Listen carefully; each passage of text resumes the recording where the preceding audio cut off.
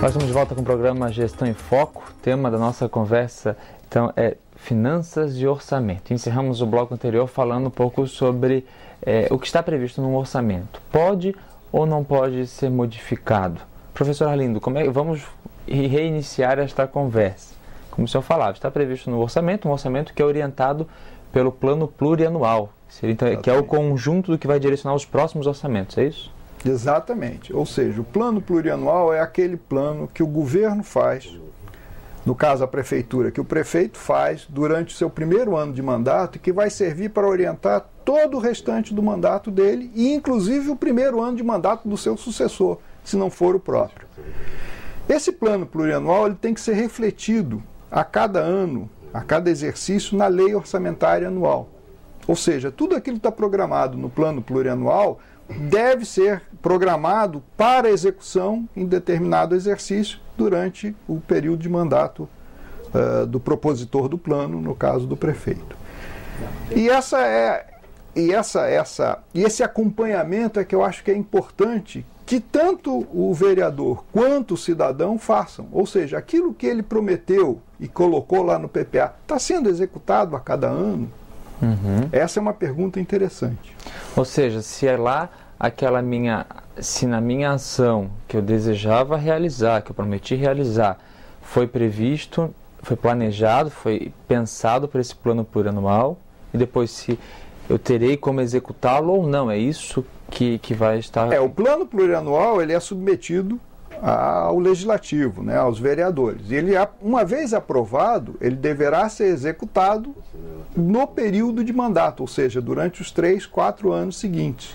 E ele deve ser, quando o prefeito submete a lei orçamentária de cada ano, ele deve refletir tudo aquilo que está previsto no plano plurianual, porque senão o plano plurianual ficaria absolutamente sem nenhum sentido lógico do ponto de vista do planejamento. Professora, aqui chegamos então na parte, a senhora já explicou as receitas, de onde vêm, o que são os recursos, como eles são, de que forma esses recursos virão. Agora chegamos à parte prática, né? Temos um recurso, como é que ele vai acontecer com o orçamento, é isso? Isso. Assim. Então, muitas vezes já está planejado o recurso dentro do orçamento e o financeiro está lá esperando, né, que seja depositado em conta bancária, por exemplo. Então, a partir do momento em que ele está depositado em conta bancária, e isso é um processo que tem que estar muito bem dentro dos departamentos, muito bem articulada a comunicação, né, porque entrou um recurso, já pode ser gerado o movimento, né, daquela rubrica orçamentária. Então, entrando esses valores na conta bancária, já inicia um processo, né, do gasto. Muitas vezes já está, né, em processo de orçamento, por exemplo, não o orçamento da peça orçamentária, mas o setor de compra já está fazendo a orçamentação, né? A licitação. Então... Até porque se não houver também esse diálogo, daqui a pouco o dinheiro caiu na conta, está lá parado e os grupos que fazem a gestão das ações, porque o dinheiro ele financia ações e financia a manutenção da máquina, do governo e assim por diante. Mas tem que ter um diálogo entre quem está recebendo aqueles valores, né, ou seja, está organizando a receita, e aqueles que estão administrando as ações, né, precisa estar articulado. Então, um dos primeiros passos, acompanhar esse depósito em conta bancária, né, e o segundo é já estar observando no orçamento o que foi vinculado àquele recurso. Então, nós temos, por exemplo, portarias, né, que são liberadas. Vamos supor que a União esteja mandando um recurso para uma unidade da orçamentária da prefeitura. Quando ela destina aquele recurso, ela manda junto uma portaria, né? Tem uma portaria que diz, e lá está escrito todas as despesas que pode ser efetuado. Então, a execução financeira desse recurso vai estar atrelada à leitura daquela determinada a execução e portaria. o prazo, né? E os prazos, está tudo lá dentro dessa... Né? Se é um convênio, por exemplo, está muito mais amarrado e articulado, né? E lembrando que recebeu o recurso, fez o casamento com o orçamento, fez o gasto, depois tem que se preparar para a prestação de contas. Quero entrar aqui, professor, nós falando em ação, em recurso vinculado. No bloco anterior nós estamos meio falando do seguinte, eu tenho uma determinada ação a ser realizada, foi pensada, foi planejada, mas não veio, então eu não tenho finança, não tenho dinheiro para realizar esta ação, né? Dependendo da origem, né? Não tenho esse dinheiro. O que acontece? Tá, o primeiro passo é o seguinte, não vai acontecer a ação, não vai ser realizado, mas eu não posso tirar recurso de uma outra área para executar aquela ação. Vamos supor que sobrou um pouco lá no caixa da infraestrutura e faltou na saúde, eu não posso tirar, é isso? Pode. Ou da saúde não posso tirar para ir para outro? Posso, tudo pode se mexer? Pode. Exceto uma única coisa, eu não posso mexer em recurso de pessoal. Fora pagamento de pessoal, eu posso mexer em qualquer coisa e transferir para qualquer lugar, desde que eu tenha autorização legislativa. Eu, como administrador, como prefeito, eu não posso simplesmente transferir de um lugar para outro. Eu tenho que fazer um processo, pedir autorização à Câmara de Vereadores e, se houver autorização, eu posso remanejar os recursos sem nenhum problema. Mas eu preciso de autorização legal da Câmara de Vereadores, que é quem pode me autorizar a fazer essas transferências de recursos de uma rubrica para outra, de um programa para outro, de uma área para outra, não importa. Ou seja, então quando eu digo que eu não tenho orçamento para tal ação, ou eu não tenho finanças, recursos financeiros para tal ação, antes de dar essa resposta eu tenho que ver aonde eu posso mexer ou não? Exatamente. É uma vontade administrativa de mexer ou não? Exatamente. Eu posso ter, por exemplo, recursos financeiros. Bom, recursos financeiros eu não tenho.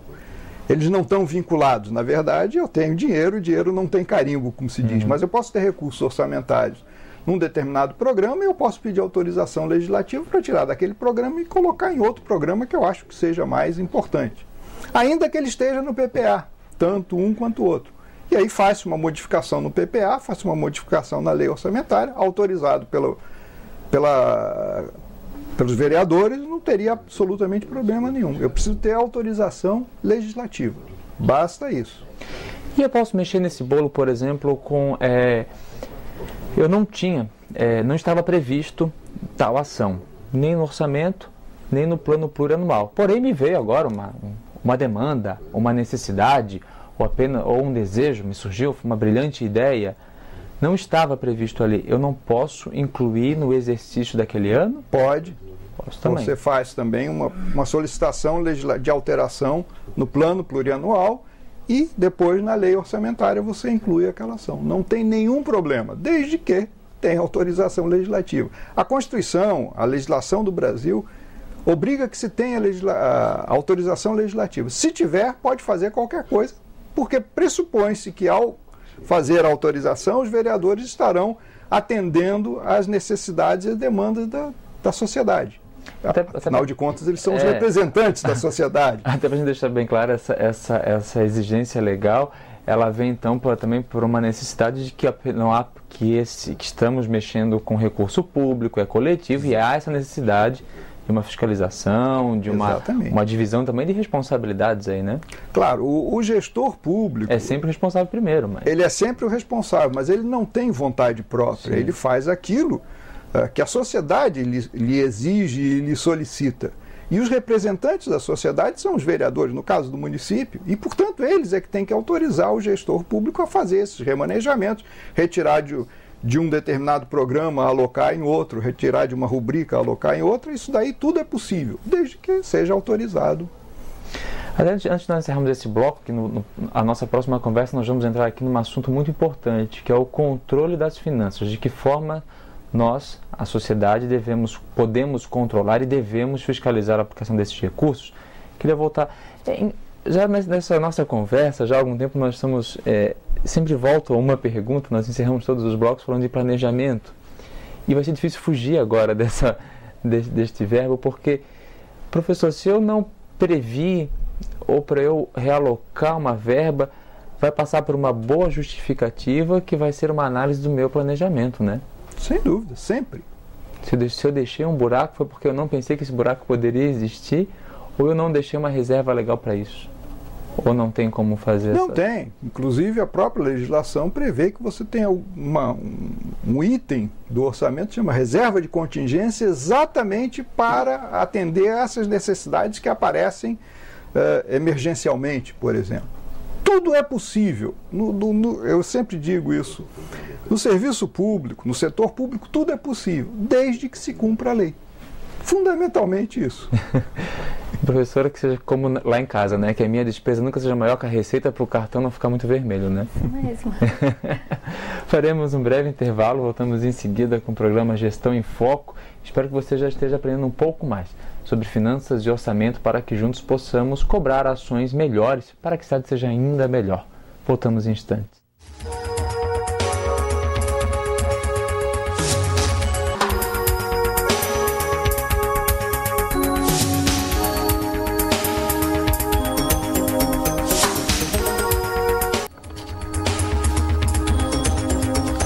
Estamos de volta com o programa Gestão em Foco e o tema do programa de hoje, que é Finanças e Orçamento, já está chegando ao fim na nossa conversa de hoje, mas com certeza muitas dúvidas ainda ficarão em aberto para que possamos buscar sempre mais informação.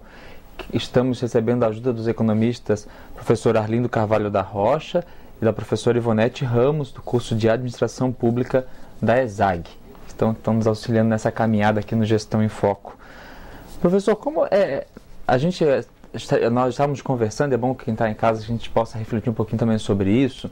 Às vezes a gente recebe a notícia de cortes no orçamento e muitas vezes vem como um sinal positivo. Opa, nós vamos puxar o freio de mão porque vamos salvar o caixa. Só que às vezes o resultado não vem nas finanças. E o senhor falava, dinheiro não está carimbado, dinheiro é uma coisa e orçamento é outra. Vamos tentar esclarecer um pouquinho isso?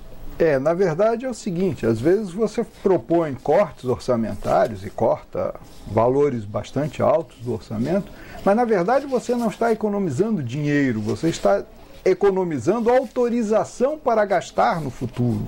Né? Na verdade, quando você corta o orçamento, você está dizendo, olha, eu não vou executar determinadas coisas, que estão autorizadas para que eu execute. Mas não significa dizer que eu estou não gastando dinheiro, significa dizer que eu não vou gastar.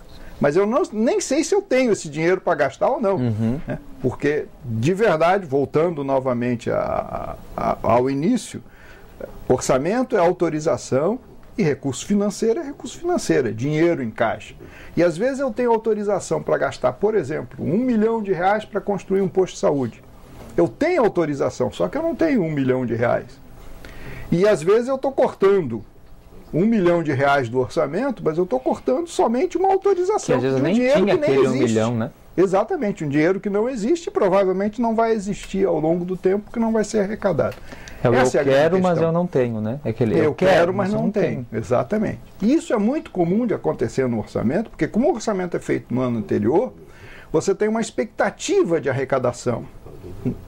E essa expectativa pode não acontecer por uma série de motivos, inclusive por crises econômicas, por problemas de própria autorização de arrecadação, por problemas conjunturais, enfim, uma série de questões que podem impedir ou dificultar essa arrecadação e no final você tem uma autorização para gastar, sei eu lá quanto, mas 100 milhões de reais e na verdade você arrecada 50 e só pode ficar limitado aos 50 milhões que você arrecadou. Ou seja, não adianta ter um orçamento de 100 milhões se você só arrecada 50. Nós estamos chegando aqui no nosso